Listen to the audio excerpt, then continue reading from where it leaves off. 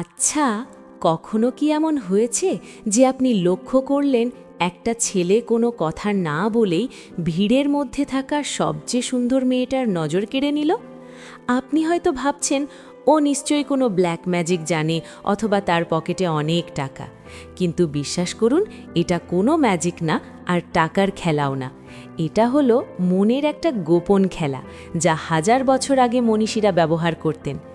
আপনি যদি মাত্র 10 সেকেন্ড চুপ থেকে কারোর চোখের দিকে তাকিয়ে তার মনের ভেতর নিজের জন্য একটা জায়গা করে নিতে পারেন, তবে কেমন হবে? অবিশ্বাস্য মনে হচ্ছে?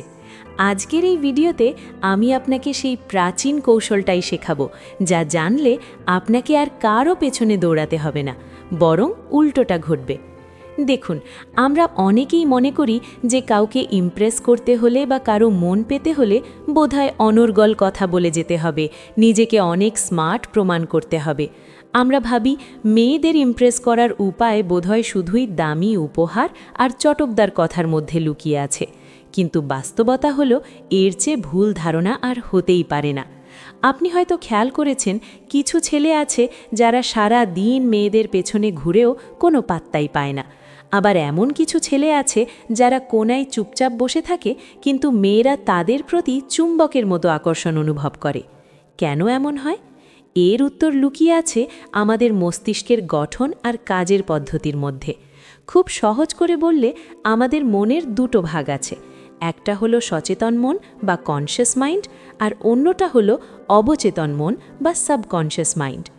আমরা যখন যুক্তি দিয়ে চিন্তা করি, অঙ্ক কষি বা কোনো সিদ্ধান্ত নিই, তখন আমরা আমাদের সচেতন মন ব্যবহার করি। এই মনটা লজিক বা যুক্তি খোঁজে। কিন্তু মজার ব্যাপার হলো, মানুষের আবেগ, ভালো লাগা, ভালোবাসা এসব কিন্তু যুক্তির ধার ধারে না। এসব নিয়ন্ত্রণ করে আমাদের অবচেতন মন বা সাবকনশিয়াস মাইন্ড। আর এই অবচেতন মন কোনো ভাষা বোঝে না, সে বোঝে অনুভূতি, সে বোঝে ভাইব বা শক্তি। এখন আপনি যদি কারো সচেতন মনের সাথে কথা বলেন, মানে তাকে গিয়ে বলেন যে আপনি তাকে কতটা পছন্দ করেন, তাহলে তার সচেতন মন সেটাকে বিচার বিশ্লেষণ করতে শুরু করবে। সে ভাববে, ও কি সত্যি বলছে নাকি আমাকে পটাচ্ছে। কিন্তু আপনি যদি সরাসরি তার অবচেতন মনের সাথে যোগাযোগ করতে পারেন, তাহলে সে বুঝতেই পারবে না কেন সে আপনার প্রতি এত টান অনুভব করছে।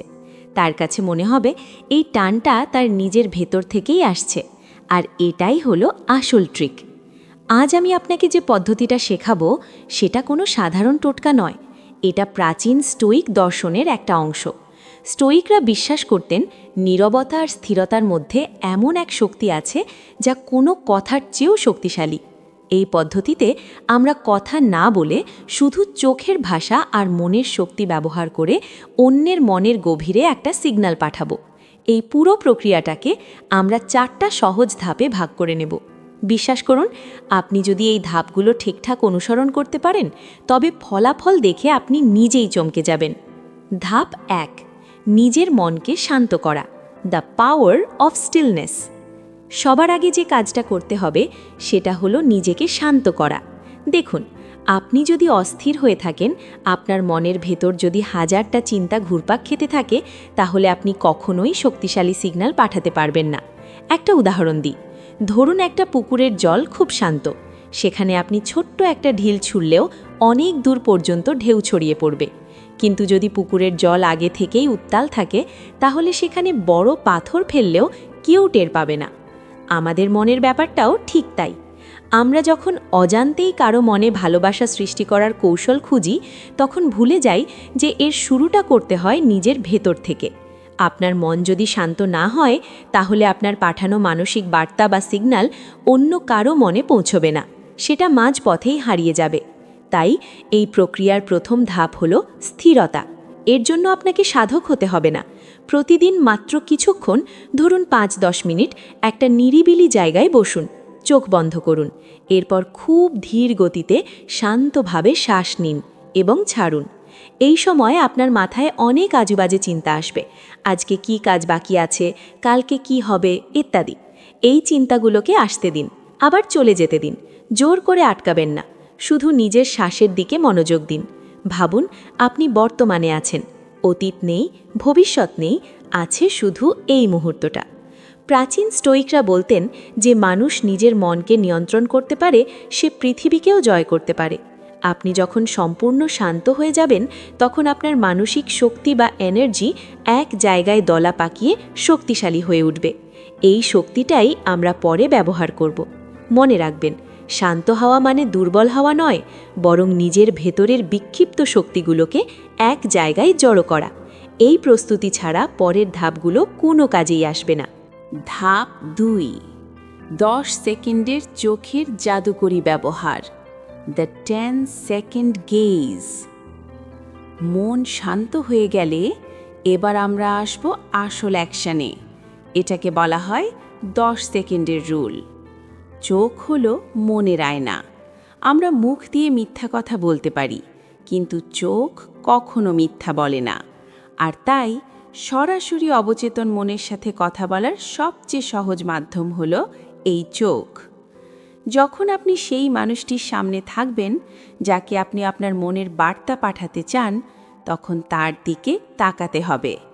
কিন্তু সাবধান, সাধারণ তাকানো আর এই তাকানোর মধ্যে আকাশ পাতাল তফাৎ আছে। আপনাকে তার চোখের দিকে তাকাতে হবে খুব গভীর, স্থির এবং রহস্যময় দৃষ্টিতে। মাত্র 10 সেকেন্ড। ঘড়ি ধরে 10 সেকেন্ড হতে হবে এমন না, এটা একটা অনুমানের বিষয়। যতক্ষণ না সে আপনার দৃষ্টিটা খেয়াল করছে, ততক্ষণ তাকিয়ে থাকুন। তবে খুব বেশি সময় ধরে তাকিয়ে থাকবেন না, তাহলে সেটা তাকে অস্বস্তিতে ফেলে দিতে পারে বা আপনাকে অদ্ভুত মনে হতে পারে। এই 10 সেকেন্ডের মধ্যে আপনার চোখের পলক যেন কম পড়ে। দৃষ্টি হতে হবে শান্ত কিন্তু তীক্ষ্ণ, যেন আপনি তার চোখের ভেতর দিয়ে সোজা তার মনের ভেতরে উঁকি দিচ্ছেন। এই সময় আপনার মুখে কোনো কথা থাকবে না, কোনো হাসি বা অঙ্গভঙ্গি থাকবে না। আপনি হবেন সম্পূর্ণ স্থির।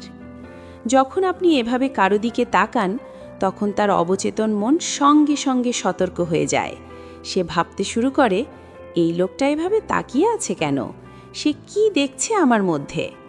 এই যে তার মনের ভেতর একটা কৌতূহল তৈরি হলো, এটাই আমাদের দরকার। এই কৌতূহলটাই তার মনের দরজা খুলে দেবে। সে তখন আপনার সম্পর্কে ভাবতে বাধ্য হবে। তার মনে হবে আপনার মধ্যে এমন কিছু একটা আছে যা অন্যদের মধ্যে নেই। একটা রহস্য, একটা গাম্ভীর্য। মেয়েরা রহস্য খুব পছন্দ করে। যে ছেলের সব কিছু খোলা পাতার মতো, তার প্রতি আগ্রহ বেশিক্ষণ থাকে না। কিন্তু যাকে বোঝা যায় না, যার নীরবতা কথা বলে, তার প্রতি এক অদম্য আকর্ষণ কাজ করে। এই 10 সেকেন্ডের চাহনি দিয়ে আপনি সেই রহস্যের বীজটা বুনে দিলেন। ধাপ 3, টেলিপ্যাথি বা মনের বার্তা পাঠানো, সেন্ডিং দ্য এনার্জি। চোখ দিয়ে তো কৌতূহল জাগালেন, এবার সময় হয়েছে আসল কাজটা করার। আর সেটা হলো টেলিপ্যাথি বা মনের মাধ্যমে বার্তা পাঠানো। এটা শুনে খুব অবাস্তব মনে হতে পারে, কিন্তু কোয়ান্টাম ফিজিক্স এখন প্রমাণ করছে যে আমাদের চিন্তা হলো এক ধরনের এনার্জি বা শক্তি। আমরা যখন খুব তীব্রভাবে কিছু ভাবি, তখন সেই শক্তিটা তরঙ্গ আকারে ছড়িয়ে পড়ে। ঠিক যখন আপনি ওই 10 সেকেন্ড তার চোখের দিকে তাকিয়ে আছেন, সেই মুহূর্তেই এই কাজটা করতে হবে। আপনার মনের সমস্ত আবেগ, সমস্ত অনুভূতি দিয়ে একটা নির্দিষ্ট কথা বা বার্তা চিন্তা করুন। ধরুন আপনি ভাবছেন, তুমি আমাকে পছন্দ করছো, অথবা তুমি আমার প্রতি নিরাপদ অনুভব করছো, কিংবা আমার আত্মবিশ্বাস তোমাকে মুগ্ধ করছে। শুধু তোতা পাখির মতো মনে মনে এই কথাগুলো আওড়ালে হবে না, আপনাকে সেটা অনুভব করতে হবে। কল্পনা করুন, আপনার কপাল বা চোখের ভেতর দিয়ে একটা অদৃশ্য আলোর রশ্মি বের হয়ে সোজা চার কপালের মাঝখানে বা চোখের ভেতরে প্রবেশ করছে। আর ওই আলোর সাথে আপনার এই বার্তাটা তার মনের গভীরে গেঁথে যাচ্ছে। বিষয়টা অনেকটা ব্লুটুথ দিয়ে ফাইল ট্রান্সফার করার মতো। আপনার মন শান্ত, ধাপ 1, তাই কানেকশন স্ট্রং। আপনি তার দিকে তাকিয়ে কানেকশন তৈরি করেছেন, ধাপ 2, এবার আপনি ফাইলটা বা বার্তাটা সেন্ড করছেন, ধাপ 3। আপনার অনুভূতির গভীরতা যত বেশি হবে, সিগন্যাল তত শক্তিশালী হবে। আপনি যদি দ্বিধায় থাকেন বা ভয়ে থাকেন তবে সিগন্যাল যাবে না। আপনাকে হতে হবে কনফিডেন্ট। ভাবুন যে কাজটা অলরেডি হয়ে গেছে, সে আপনার বার্তা পেয়ে গেছে। এই যে একটা পজিটিভ ভাইব বা ইতিবাচক শক্তি আপনি তার দিকে ছুড়ে দিলেন, তার সাবকনশিয়াস মাইন্ড সেটা রিসিভ করবেই। হয়তো সে সচেতনভাবে বুঝবে না কি হচ্ছে, কিন্তু সে হঠাৎ করেই আপনার প্রতি একটা ভালো লাগা অনুভব করতে শুরু করবে।